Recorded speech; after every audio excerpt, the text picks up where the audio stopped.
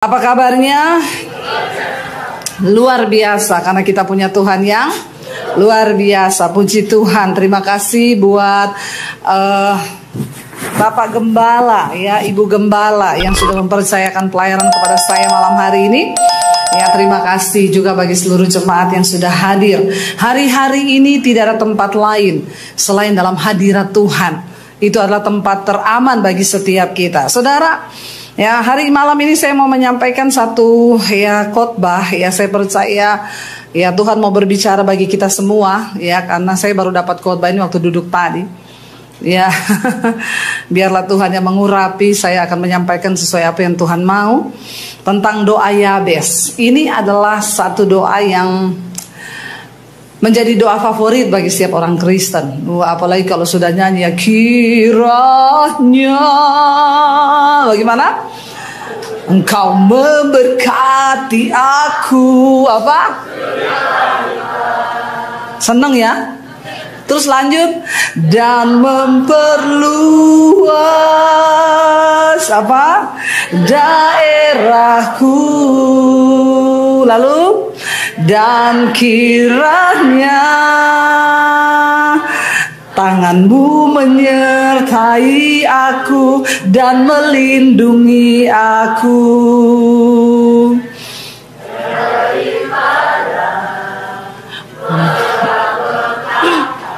Sehingga kesakitan tidak menimpa aku. Lalu semua bilang, amin. Siapa yang mau? Siapa yang mau? Kira-kira ini doa Alkitabiah enggak? Kalau tercatat di Alkitab berarti? Tapi saudara harus tahu konteksnya. Nah, hari ini saya akan membahas sedikit. Ya, saya juga tadi mendapat banyak ketika saya belajar di situ, saudara. 1 Tawarik pasal yang keempat kita buka bersama. Ya, di sana membahas tentang keturunan Yehuda dari cabang lain. Ya, jadi ternyata bukan cuma gereja yang buka cabang. Ya, suku Yehuda juga ada cabang lain, saudara, ya. Yabes ini tidak terlalu banyak dibahas di Alkitab, hanya muncul di kitab 1 Tawarik pasal 4 ini saja. Kalau saudara baca di sana tentang keturunan Yehuda, ya, tiba-tiba di ayat yang ke-9 muncul nama Yabes. Coba kita baca bersama 1, 2, 3. Yabes lebih dimuliakan daripada saudara-saudaranya. Nama Yabes diberi ibunya kepadanya sebab katanya, aku telah melahirkan dia dengan kesakitan.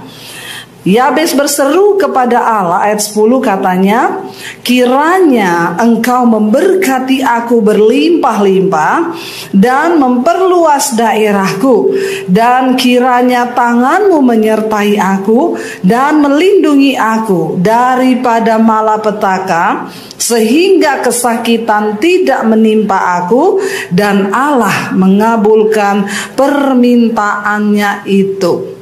Saudara, ya, kita tahu bersama, ya, pada zaman dulu itu nama itu berarti.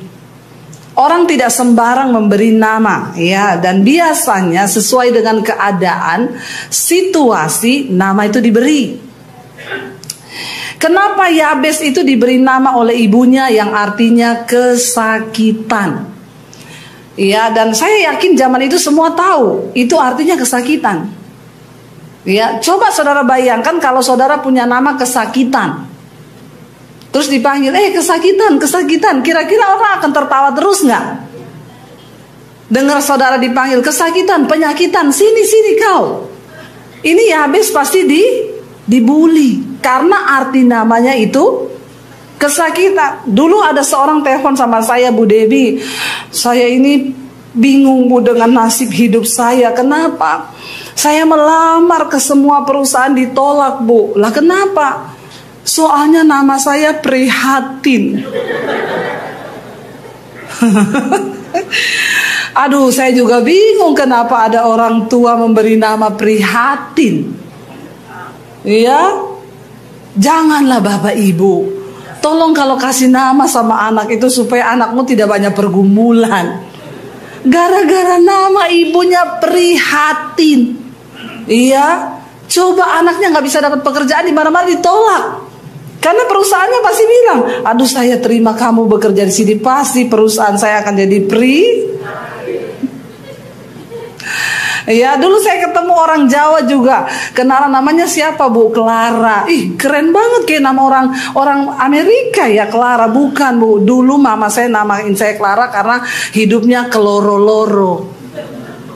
Artinya bahasa Jawa itu ya kesakitan itu. Jadi saya dinamani Clara. Masih bagus Clara, bukan loro. Jadi Bapak Ibu, seburuk apapun nasib kita, jangan kasih anak namamu, karena nama itu doa. Amin. Saya hamil anak saya yang pertama dulu juga susah, nggak punya uang, tapi saya nggak bilang sama suami saya kita kasih nama anak kita miskin ya. Ada loh orang kasih nama anaknya miskin, ada. Ya, saya berdoa karena nama itu membawa arti. Kita kasih nama anak kita yang pertama Angelica, artinya itu malaikat dari Tuhan. Angel, lo kan bagus loh. Walaupun waktu itu nasib kita lagi tidak baik. Nah, kenapa Ibu Yabes ini memberi nama anaknya Yabes? Kitab 1 Tawarik ini menceritakan silsilah atau sejarah dari Yehuda. Padahal Yehuda itu artinya terpuji. Lo sangat bertolak belakang dengan Yabes yang adalah keturunan dari Yehuda. Kemungkinan besar kitab 1 Tawarik ini ditulis pada zaman Yehuda itu telah kembali dari pembuangan di Babel. Kita tahu bersama ya, Yerusalem Yehuda pernah ditaklukkan oleh Babel dan mereka dibawa dalam pembuangan selama 70 tahun. Lalu ketika Tuhan melepaskan mereka dari tangan Babel, itu sekitar abad ke-6 sebelum Masehi, ya, mereka akhirnya dikembalikan. Dan saudara bisa membayangkan keadaan mereka ketika kembali dari pembuangan. Mereka tinggal, saya kasih contoh nih, saudara tinggal di Pluit. Tiba-tiba ada orang menyerang, lalu kita ditaklukkan, kita dibawa saudara kemana? Ya, yang bisa jalan kaki lah ya, nggak usah yang jauh-jauh. Yang bisa jalan kaki dari sini, misalnya saudara dari Pluit dibawa pindah ke Bogor. Masih dekat ya? Bayangkan waktu itu nggak ada mobil, hanya ada onta. Ya nggak usah yang terlalu jauh lah, yang dekat aja. Saudara dipindah ke sana, saudara memulai hidup di sana di pembuangan. Saudara tinggalkan rumahmu yang di sini, saudara tinggalkan hartamu. Ketika 70 tahun saudara sudah bekerja di sana di Babel, saudara dibawa pulang kembali ke sini. Keadaan rumahmu seperti apa? Masih ada barang-barangmu? Apalagi sudah ditaklukkan, mungkin dihancurkan, engkau pulang tinggal reruntuhan, puing-puing. Dalam keadaan yang sangat menyakitkan ketika mereka pulang dari pembuangan 70 tahun lamanya di Babel, mereka kembali ke Yehuda, ke Yerusalem. Di situ keadaannya sangat-sangat memprihatinkan, tidak ada apa-apa, mereka harus berjuang, mungkin cari-cari rumahnya sudah jadi reruntuhan. Di tengah keadaan yang seperti itu, Alkitab mencatat mereka mengalami kemerosotan secara ekonomi, mereka mengalami kemerosotan secara rohani dan iman. Tiba-tiba Ibu Yabes hamil dan melahirkan anaknya.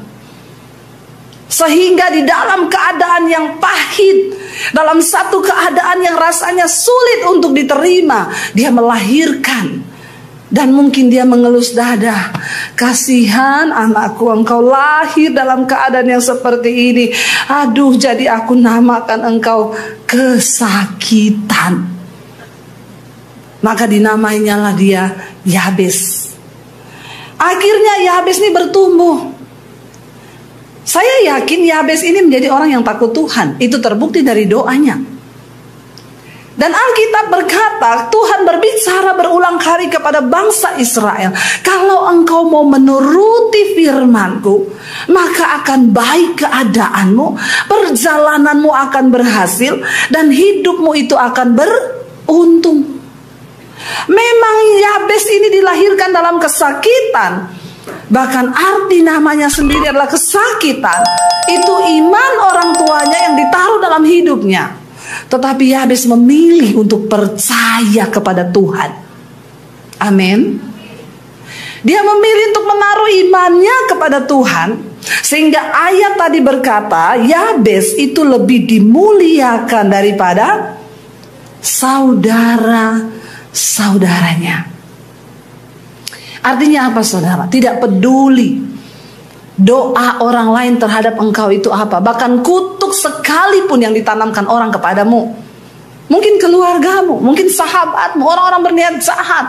Atau ya kita berkata, ya saya ini sudah dilahirkan dari keluarga miskin, nggak ada apa-apanya. Bukan berarti ketika keluargamu miskin, engkau juga miskin. Tuhan sanggup mengubah nasib setiap manusia. Waktu engkau menaruh imanmu kepada Tuhan, maka itu menjadi hal yang akan diperhitungkan Tuhan. Saudara-saudara Yabes namanya bukan Yabes. Hanya Yabes yang bernama kesakitan. Ya, melarat, dalam keadaan tertekan. Tetapi Alkitab mencatat hidup Yabes lebih dimuliakan daripada saudara-saudaranya. Dengar baik saudara hari ini, jangan berkata memang sudah nasib saya terlahir di keluarga seperti ini. Memang sudah nasib saya terkutuk seperti ini. Ubah nasib itu bersama dengan Tuhan. Karena Tuhanlah yang sanggup mengubahkan nasib setiap orang yang mau percaya kepada Dia. Lalu saudara, kita akan melihat ya, di sini rahasia dari doa Yabes. Kita kembali tadi ke 1 Tawarik 4 ayat yang ke-10. Apa sih yang diminta Yabes? Itu menentukan bagaimana imannya dengan Tuhan. Yabes berseru kepada Allah Israel, makanya hidupnya dimuliakan. Kenapa? Karena dia memilih berseru kepada siapa? Allah Israel. Di dalam kemerosotan rohani yang dialami bangsa Israel, ketika mereka kembali melihat puing-puing, reruntuhan, ketika melihat semua hal itu tidak mudah. Tetapi Yabes memilih tetap untuk berseru kepada Allahnya. Hari ini kepada siapa engkau percaya? Engkau mau datang kepada manusia atau engkau mau datang kepada Tuhan? Alkitab berkata, diberkatilah orang yang mengandalkan Tuhan, tapi terkutuk orang yang mengandalkan manusia. Jangan anggap enteng loh. Waktu engkau mengandalkan manusia, engkau terkutuk. Jadi bukan rumahmu yang sial, bukan angkamu yang sial. Saya tidak mau rumah nomor 13 sial. Nggak mau rumah tusuk sate sial. Yang sial itu hidup kita kalau di dalam dosa. Saya beli rumah, saya bilang sama suami, kita cari rumah tua, tusuk sate yang ada setan. Ngapa saudara? Murah. Rumahnya tusuk sate, rumah tua, ada setan. Kalau perlu angkanya 13. Ya, kita cari-cari dapat. Memang itu paling murah, 2 lantai, harganya harga 1 lantai. Ada 2 rumah, tapi persis tusuk sate di perempat, di pertigaan rumah kita tuh pas tusuk sate. Saya telepon ke bank, bisa nggak saya kredit rumah ini? Ditinjau bang, nggak bisa bu. Kenapa? Tusuk sate. Saya bilang sama pegawai bank, kenapa kau juga percaya tusuk sate? Bukan saya percaya bu, bank tidak mau ambil. Kenapa? Kalau ibu kredit lalu ibu tidak bisa bayar, kita jual susah karena itu tusuk sate. Kenapa rumah itu tidak laku-laku dari dulu bu? Karena memang bank semua tolak itu 2 rumah memang. Ini bisanya dibeli dengan orang yang punya uang cash. Waktu itu Tuhan memberkati kami. Setelah pandemi saya jadi YouTuber. Puji Tuhan. Jadi kami bisa beli rumah itu cash. Ya, tusuk sate, rumah tua, ada setan lagi. Ya, enggak apa-apa. Satpamnya bilang, "Ibu, kenapa berani tinggal di rumah ada setan?" "Oh, kalau saya masuk, Pak, setannya keluar. Pindah di pos satpammu." Jangan begitu. Kalau imanmu nggak kuat, setannya tinggal di posmu, kau yang keluar. Tapi kalau imanmu kuat, setannya pergi cari kontrakan lain. Amin. Makanya saudara, imannya harus supaya jangan kau takut sama setan. Setan yang takut sama kau. Bilang amin. Ada orang Kristen takut setan. Pendeta minta pindah hotel malam-malam. Ditanya panitia gereja, "Kenapa, Pak? Ini hotel ada setannya." Dalam hati saya bilang, kenapa dia yang pindah? Harusnya dia suruh tuh, itu setan yang pindah hotel. Kalau saya masuk di hotel ada setan, saya bilang, "Setan, saya mau tidur. Kau pergi cari hotel lain ya. Jangan kau ganggu saya." Setannya pergi. Jangan kita yang pergi, setan yang menang. Amin. Ya, jadi begitu. Ini kenapa tadi sampai di setan?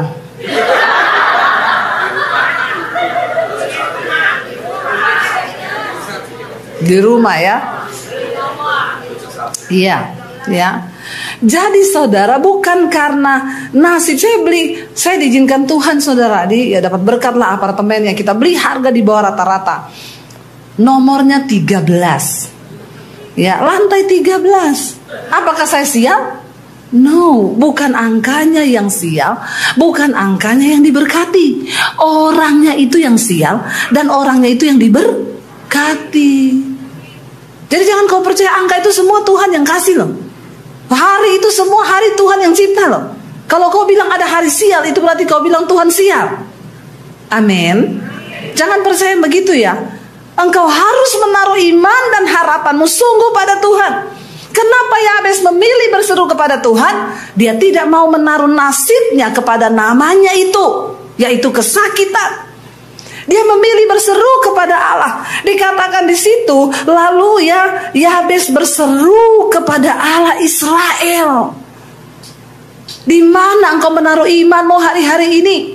Apakah engkau percaya pada manusia? Apakah engkau percaya pada depositmu? Apakah engkau percaya pada uangmu? Atau apakah engkau menaruh hidupmu percaya dan berseru hanya kepada Tuhan? Ya, ketika engkau berseru kepada Tuhan, engkau akan melihat saudara, apa yang Yabes minta. Yang pertama dia bilang begini, kiranya engkau memberkati aku berlimpah-limpah. Saudara, saya tidak mau menjadi orang kaya. Saya mau menjadi orang yang diberkati. Amin. Karena orang kaya belum tentu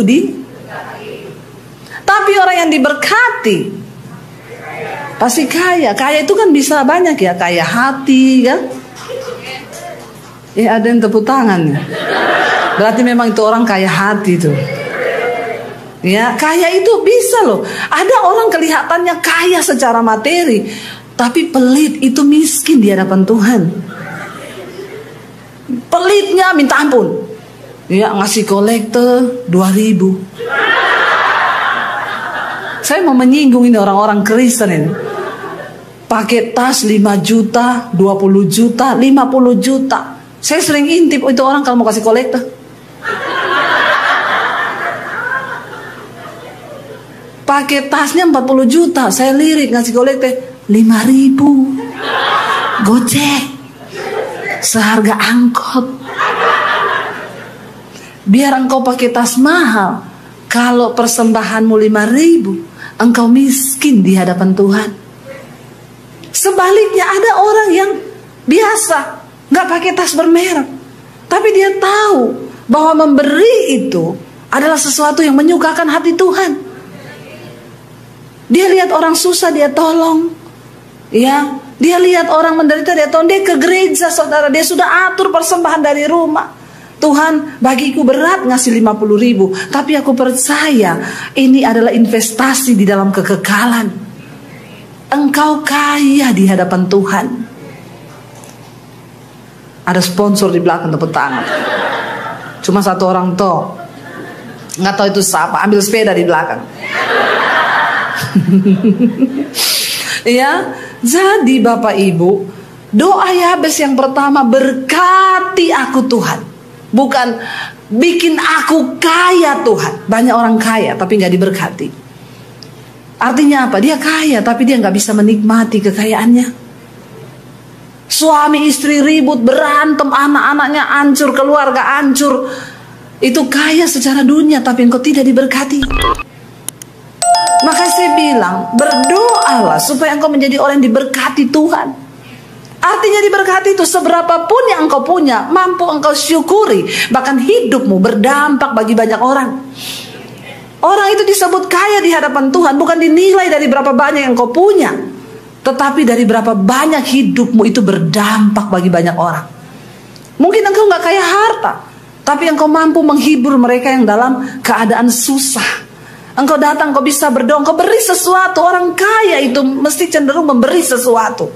Bukan hanya uang, tapi ketika hidup kita berdampak. Makanya Yabes bilang, berkati aku Tuhan berlimpah-limpah. Pertama, Yabes menaruh iman kepada Tuhan, tidak kepada nasibnya. Kedua, dia meminta menjadi orang yang diberkati Tuhan. Bawakan firman tentang wanita yang anaknya kerasukan.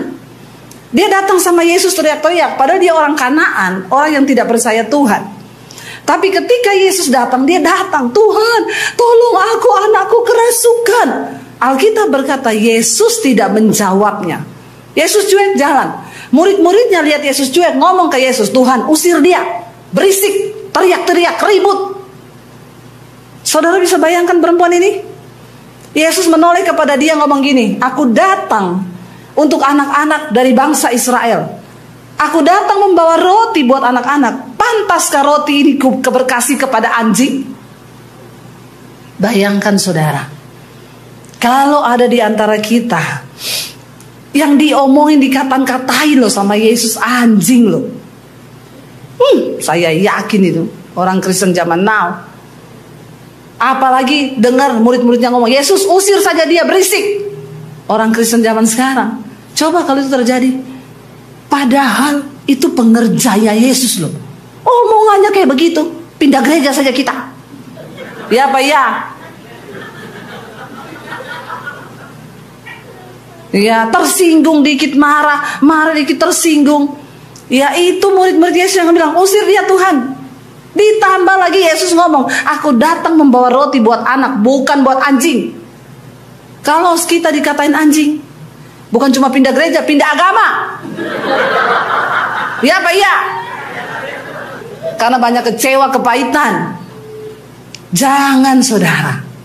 Ya kita belajar berseru kepada Tuhan, menjadi orang yang diberkati Tuhan. Ya Alkitab berkata, Yabes itu bilang, berkati aku berlimpah-limpah. Sebab orang yang diberkati dan orang kaya itu beda. Orang yang diberkati itu tahu bahwa sumber berkat itu datang dari Tuhan. Dan karena aku diberkati, aku mau menjadi saluran berkat bagi orang lain. Orang yang diberkati itu pasti orang yang takut akan Tuhan. Dan dia tidak menghabiskan kekayaannya untuk dirinya, tetapi dia tahu ini berkat adalah kepercayaan. Dia menjadi berkat bagi orang lain. Makanya Yabes bilang, berkati aku Tuhan berlimpah-limpah. Saya mau tanya saudara, Tuhan mau gak kita kaya? Kok tahu? So tahu loh. Iya, siapa yang mau? Kau yang mau. Tuhan mau kita menjadi orang yang diberkati sehingga kita menjadi berkat. Saya tuh ingat dulu saya miskin, mau memberkati itu mau, tapi nggak ada yang mau saya berkati. Ini gimana Tuhan? Sampai saya pernah pelayanan ke satu desa, Tuhan ngomong, kamu kasih pendeta ini ya sekian sekian sekian. Saya tengking tuh suara, dalam nama Yesus. Karena kalau saya kasih bener, habis ATM saya ini. Orang ATM cuma 10 juta, suruh ngasih 5 juta. Bagi rata ke pendeta-pendeta, saya tengking langsung dalam nama Yesus. Kan beda kalau uang saya 100 juta, suruh kasih 5 juta dengan senyum dong. Tapi ini cuma segitu, tapi saya belajar taat. Ya akhirnya saya tabur saudara. Kenapa hari ini Tuhan memberkati saya? YouTuber. Ya, itu dampaknya. Karena kita ini bisa dipercaya menjadi bendaharanya Tuhan. Orang yang diberkati tahu bahwa berkat itu datang dari Tuhan. Kemarin suami saya bersaksi kepada beberapa orang ketika Tuhan memberkati kami tengah masa pandemi. Kami bangun beberapa gereja di desa. Setiap bulan kami transfer pendeta-pendeta desa. Itu transferan saya buat beli tas LV bisa tiap bulan. Tapi saya tidak melakukan itu. Karena orang yang diberkati tahu bahwa berkat itu datang dari Tuhan. Tidak untuk dia dinikmati sendiri. Lalu suami saya cerita, bapak-bapak itu tanya, Pak, rahasianya apa Pak supaya kita ini diberkati? Suami saya jawab, jangan jadi laut mati.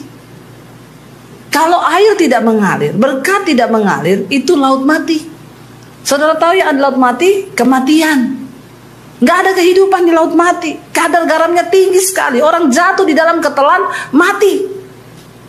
Kalau engkau kaya dan engkau mandek kekayaanmu, tidak engkau salurkan, engkau jadi laut mati. Tapi ketika engkau menjadi sumber air yang mengalir, itu airnya itu baru memberi kehidupan. Banyak makhluk hidup di dalamnya karena air itu mengalir. Amin saudara. Ya habis gak bilang jadikan aku kaya. Nah tapi orang Kristen sekarang nyanyinya udah beda. Ya, engkau memberkati aku berlimpah-limpah. Bayangannya rumah besar, mobil banyak, depositnya triliun. Nggak mungkin. Engkau harus ngerti apa makna dari doa ini. Ini doa sangat alkitabiah. Minta agar engkau menjadi orang yang diberkati. Bukan hanya menjadi orang kaya, tapi orang yang diberkati. Lalu yang berikutnya dikatakan di sana saudara, Yabes bilang, ya perluas daerahku Tuhan.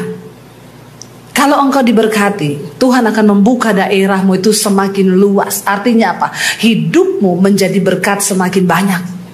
Dulu ketika saya belum diberkati Tuhan pas-pasan, saya tetap memberkati, tapi skupnya kecil, jumlahnya juga kecil.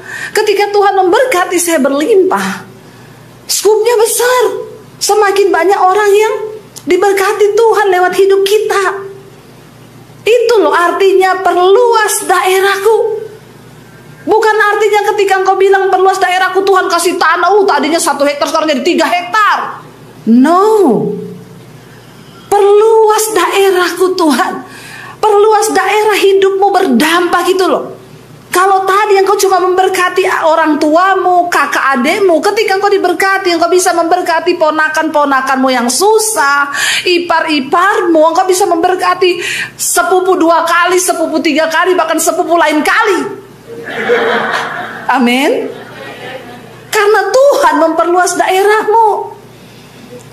Miliki pemahaman yang benar, supaya imanmu benar, sehingga gak ada orang Kristen kepahitan. Ya, jadi Yabes ini tahu bahwa ketika dia diberkati berlimpah, Tuhan perluas daerahnya untuk dia bisa berdampak. Bukan untuk beli tanah 1 hektar, 2 hektar, 3 hektar. Jangan jadi laut mati. Artinya perluas daerahku Tuhan. Tuhan perluas daerahmu. Lalu dikatakan di sana, dan kiranya tanganmu menyertai aku. Jadi sebenarnya isi doa Yabes ini bukan doa yang hedon. Dia minta penyertaan Tuhan loh. Karena dia tahu bahwa dengan kekuatannya dia nggak mampu berjalan sendiri. Saudara, hari ini kita butuh penyertaan Tuhan. Bukan soal engkau berjalan di dalam keadaan yang seperti apa, asalkan ada penyertaan Tuhan di situ, itulah kemenangan bagi setiap kita. Asal ada penyertaan Tuhan. Dulu ketika saya berdoa, saudara, waktu saya masih di Solo belum menikah, saya pelayanan, saya berdoa Tuhan bagaimana hidup saya ke depan. Saya melihat, tuh saya dapat penglihatan dalam doa itu, saya berdiri di satu jalan itu seperti padang gurun, dan itu ada jalan setapak berliku-liku dan ujungnya nggak tahu di mana. Dan Tuhan berkata kamu harus melewati jalan itu. Waktu itu saya bilang Tuhan saya takut, kenapa? Karena ujung jalannya saya tidak tahu ada di mana. Yang kedua, saya di sini sendiri. Tiba-tiba Tuhan itu turun di depan saya. Saya tangkap jubahnya. Saya bilang, jangan tinggalkan aku Tuhan. Yesus itu menoleh kepada saya dan berkata, seburuk apapun jalan di depanmu, asalkan aku besertamu, jangan takut. Aku besertamu.